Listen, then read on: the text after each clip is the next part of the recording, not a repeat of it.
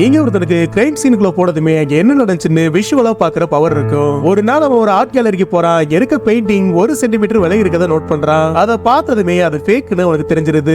அடுத்த செகண்ட் அங்க என்ன நடந்துச்சுன்னு விஷுவலா அவனுக்கு தெரிய ஆரம்பிக்குது. அதுக்கு முந்தின நாள் தான் ஒரு திருடன் கிளாஸ் ஓபன் பண்ணி ஸ்வாப் பண்ற டிவைஸை உள்ள அனுப்பி ஆதாரமே இல்லாம அந்த பெயிண்டிங்கை திருடிட்டு போயிருப்பான். ஆனா அவன் இந்த பெயிண்டிங்கோட ஓனர் கிட்ட சொன்னா அவன் இவன் மேலேயே சந்தேகப்பட்டுட்டு போலீஸ்ல புடிச்சு கொடுத்துறான். போலீஸ்காரங்க அந்த பெயிண்டிங் ஃபேக்கான்னு கண்டுபிடிக்கிறதுக்காக ஒரு எக்ஸ்பர்ட்டை வர சொல்றாங்க. அவர் வந்து செக் பண்ணி பார்த்ததுக்கு அப்புறம் தான் அது ஃபேக்னே அவங்களுக்கு தெரியுது. அது மட்டும் இல்லாம அதுல ஒரு யூனிக்கான ஸ்மெல் வருதுன்னு அவர் சொல்றாரு. அது என்ன ஸ்மெல்லுன்னு அங்க இருக்க எல்லாரும் தலையை பிச்சுக்கிட்டு இருக்காங்க. அப்ப சான் ரொம்ப ஈஸியா அது ஒரு கிராஸோட ஸ்மெல்னு கண்டுபிடிச்சிடறான். அதுக்கப்புறமா அதை ஸ்ட்ரீட் பெயிண்டர்ஸ் என்ஹான்ஸ் பண்றதுக்காக யூஸ் பண்ணுவாங்கன்னு சொல்றான். அதை கேட்டு அந்த எக்ஸ்பர்ட்டை இம்ப்ரெஸ் ஆயிடுறாரு. அவன் சொன்னதை வச்சு போலீஸ்காரங்க லோக்கல் பெயிண்டர்ஸ் எல்லாரும் விசாரிக்க ஆரம்பிக்கிறாங்க. அப்பதான் அவங்கள ஒருத்த மட்டும் மிஸ் ஆயிட்டு தெரியுது. அவனை ட்ராக் பண்ணி ஒரு வழியா கண்டுபிடிச்சிடறாங்க. பார்த்தா அவன் தான் அந்த பெயிண்டிங்கை திருடி இருப்பான்.